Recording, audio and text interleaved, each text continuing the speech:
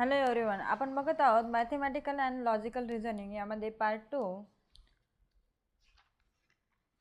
वर्गीकरणावर आधारित प्रश्न means classification. यामध्ये आपण पहिला भाग व्हर्बल क्लासिफिकेशन यावर काही सरावासाठी वस्तुनिष्ठ प्रश्न बघितले आहे। त्यातला विभाग दुसरा अशाब्दिक वर्गीकरण नॉन व्हर्बल क्लासिफिकेशन यावर आपण सरावासाठी काही वस्तुनिष्ठ प्रश्न बघितले आहे आधीच्या व्हिडिओमध्ये। तर आपण त्यावर अजून काही प्रश्न बघणार आहोत। तर प्रश्न क्रमांक 69 बघूया। पहिल्या डायग्राम मध्ये आपल्याला त्रिकोण दिलेला आहे, दुसऱ्या डायग्राम मध्येही त्रिकोण दिला आहे। मीन्स चारही डायग्राम मध्ये आपल्याला काय दिलेला आहे, त्रिकोण दिलेला आहे। पण बघा पहिल्या डायग्राम मध्ये त्रिकोण असून तीनही कोण आहे, बरोबर ना। इथं पण कोण आहे, इथं पण कोण आहे, इथं पण कोण आहे।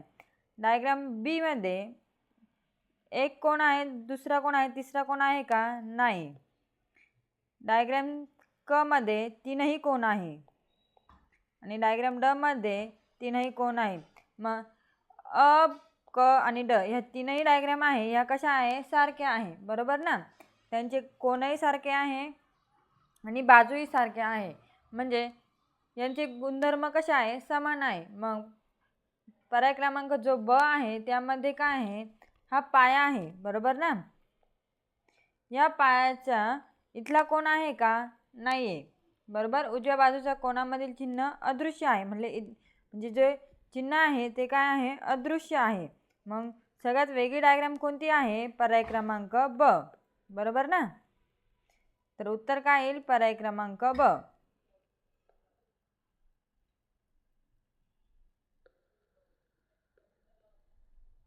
उत्तर काय येईल, पर्याय क्रमांक ब। असे बारीक ऑब्झर्वेशन करून वेगळी डायग्राम ओळखायची आहे। आता बघा प्रश्न क्रमांक 70।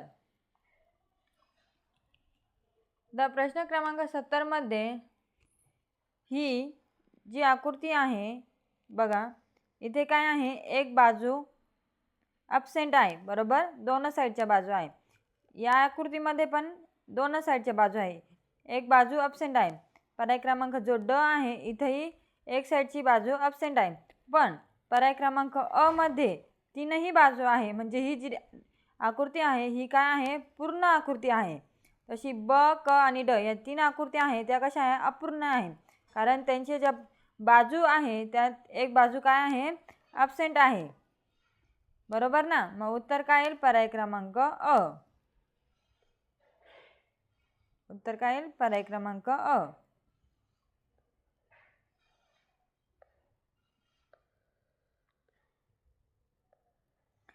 प्रश्न क्रमांक 71। आता बघा पर्याय क्रमांक अ, ब, क, ड नीट ऑब्झर्वेशन करा। इथे काय आहे, गोल प्लस स्टार आणि हा डॉट। इथं काय आहे, गोल आहे का, आहे, प्लस आहे का, आहे, ट्रायंगल स्टार आहे का, आहे, डॉट पण आहे। इथे पण डॉट आहे, गोल आहे, स्टार आहे आणि प्लस पण आहे, बरोबर। इथे पण प्लस आहे, गोल आहे आणि डॉट आहे, पण स्टार आहे का, नाही। स्टार आहे का, नाही। इथं काय आहे, ट्रायंगल आहे, बरोबर ना। आता आपल्याला तीनही आकृत्यांमध्ये काय दिलेलं आहे, गोल प्लसचे साइन, हा जो काही डॉट असेल तो डॉट आणि स्टार। तर जो पर्याय क्रमांक क आहे त्यामध्ये ट्रायंगल दिलेला आहे, स्टार आहे का, नाही। मग उत्तर काय येईल, पर्याय क्रमांक क।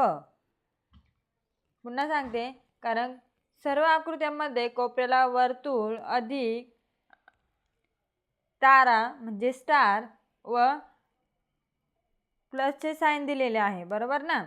पण आकृती क मध्ये काय आहे, ट्रायंगल दिलेला आहे, जो स्टार आहे त्याच्याऐवजी काय दिलेला आहे, ट्रायंगल आहे, म्हणजे ही डायग्राम काय आहे, वेगळी आहे। मग उत्तर काय येईल, पर्याय क्रमांक क। प्रश्न क्रमांक 72। आता बघा इथे काय आहे, गुणाकाराचे चिन्ह आहे, स्टार आहे आणि चौकोन आहे। इथे स्टार आहे, गुणाकाराचे चिन्ह आहे, चौकोन आहे। इथे पण गुणाकाराचे चिन्ह आहे, स्टार आहे, चौकोन आहे। इथं पण सेम, चौकोन आहे, स्टार आहे, गुणाकाराचे चिन्ह आहे। बरोबर. म्हणजे या तीनही आकृत्यांमध्ये जे कंपोनंट दिलेले आहे ते आहे. आता आपल्याला अजून ऑब्झर्वेशन करायचं आहे आणि बघायचं आहे. तर बघा,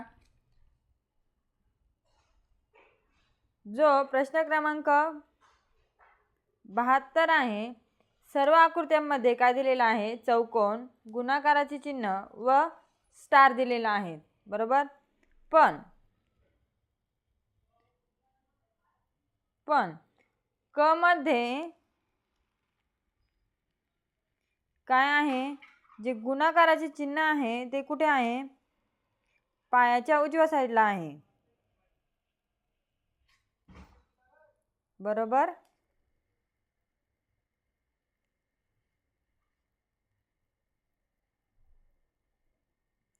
उत्तर काय आहे, पर्याय क्रमांक क. प्रश्न क्रमांक 73.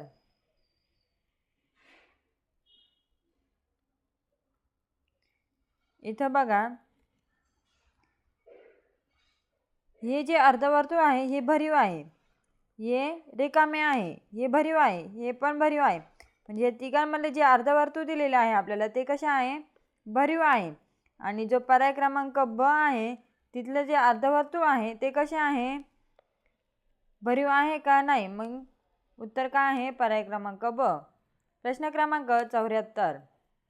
आता इथं ऑब्झर्वेशन करा, अ, ब आणि ड मध्ये काय आहे, जे चौकोन आहे त्यांची लांबी रुंदी कशी आहे, सारखी आहे. पण जो पर्याय क्रमांक क आहे तिथं एका चौकोनाची जी साईज आहे ती कशी आहे, कमी आहे. बरोबर ना. मग सगळ्यात वेगळा पर्याय काय आहे, पर्याय क्रमांक क.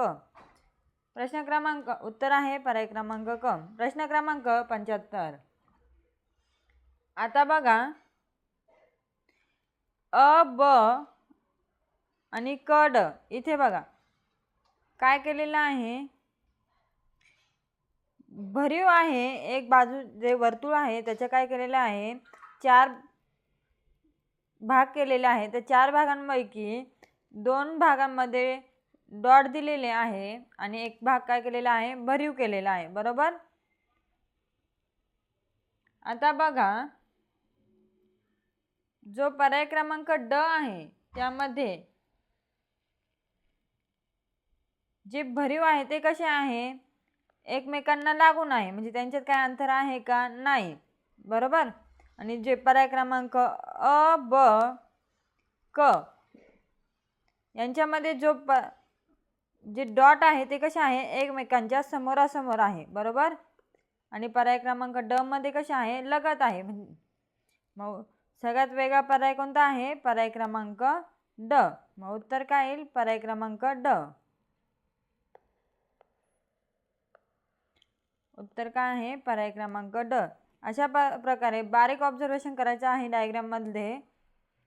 प्रश्न क्रमांक बघूया 76. आता प्रश्न क्रमांक जो 76 आहे त्यामध्ये बघा, अशा प्रकारे रेषा मारलेल्या आहे की आकृतीचे 2 समान भाग झालेले आहेत. बरोबर. वर्तुळ आहे त्यात अशा प्रकारचे 2 लाईन आहे की आकृतीचे 2 समान भाग झालेले आहे. ब मध्ये पण झाले आहे, क मध्ये पण झाले आहे. पण ड मध्ये 2 समान भाग झाले आहे का, बघा बरं, नाही झालेले. ड मध्ये 2 समान भाग आहे का, नाही.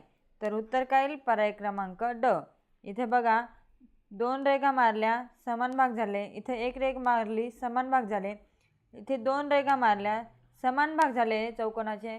पण त्रिकोणामध्ये 2 रेघा मारूनही समान भाग झालेले आहे का, नाही. जे भाग झाले आहे ते कसे आहे, असमान आहे. मग उत्तर काय येईल, पर्याय क्रमांक ड. प्रश्न क्रमांक 76. प्रश्न क्रमांक 77. आता बघा, आपल्याला चेहरे दिलेले आहे. काय केलेले आहे, चेहरे दिलेले आहे. डोळे, नाक, तोंड. पर्याय क्रमांक अ आणि ब कशा आहे, सेम आहे. बरोबर.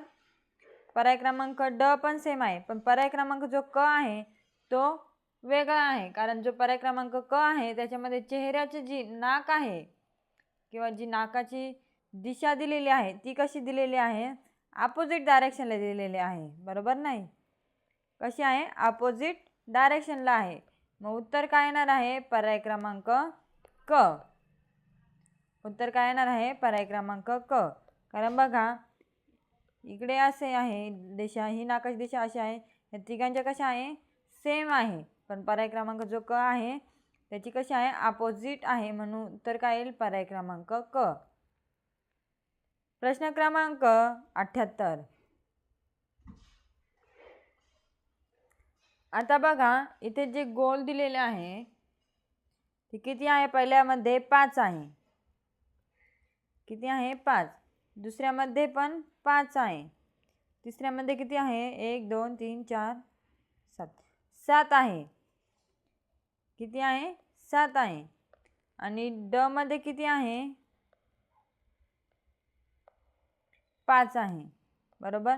अ, ब आणि ड मध्ये जी वर्तुळे दिलेली आहे ते किती दिलेली आहे? 5 5 समान आहे. पण पर्याय क्रमांक जो क आहे तिथे वर्तुळे किती आहे? 7 दिलेली आहे. मग सगळ्यात वेगळा पर्याय कोणता आहे? पर्याय क्रमांक क. मग उत्तर काय येईल? पर्याय क्रमांक क. प्रश्न क्रमांक 79.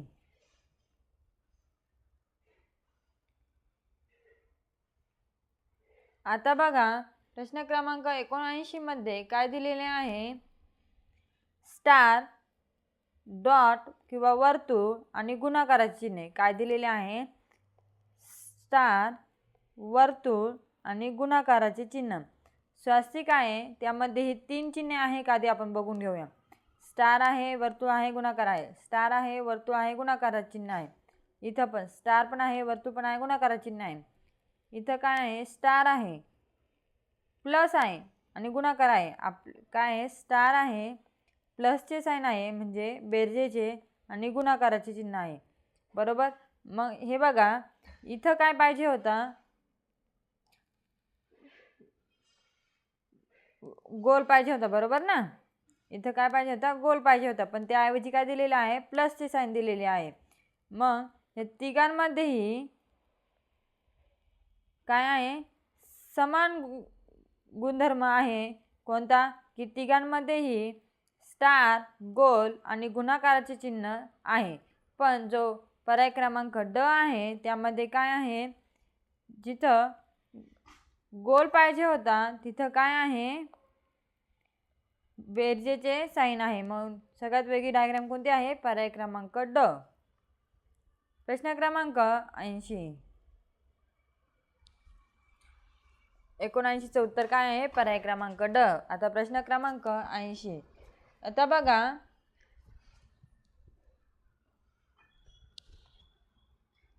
इथं काय आहे? हा जो त्रिकोण आहे इथं काय आहे? चौकोन, त्रिकोण आणि इथं चौकोन त्रिकोण आहे. इथं पण चौकोन त्रिकोण आहे. इथं पण चौकोन त्रिकोण आहे. इथं चौकोन आणि अर्धवर्तुळ आहे. काय आहे? चौकोन आणि अर्धवर्तुळ आहे. सगळ्यात बेसिक काय दिसतंय आपल्याला? तीनही डायग्राममध्ये काय दिलेले आहे? इकडे त्रिकोण दिला, इकडे त्रिकोण दिला, इकडे त्रिकोण दिलाय. पण इथं काय दिलेलं आहे? अर्धवर्तुळ दिलेले आहे. मग उत्तर काय येईल? पर्याय क्रमांक क. उत्तर काय येणार आहे? पर्याय क्रमांक क. प्रश्न क्रमांक 81. आता बघा इथं काय दिलेलं आहे? अर्धवर्तुळ दिलेले आहे. बरोबर. काय दिलेलं आहे? अर्धवर्तुळ दिलेले आहे. आता इथे किती अर्धवर्तुळ आहे पहिले ते मोजूया. 1 2 3 4 5. इथे किती आहे? 5. इथे किती आहे? 1 2 3. इथं 1 2 3 4 5. ड मध्ये 1 2 3 4 5. इथं पण किती आहे? 5 आहे. अ, क आणि ड या तीनही डायग्राममध्ये काय आहे? जे अर्धवर्तुळ दिलेले आहे ते किती आहे? 5 5 दिलेले आहे. आणि जे वेगळा पर्याय कोणता आहे? पर्याय क्रमांक ब.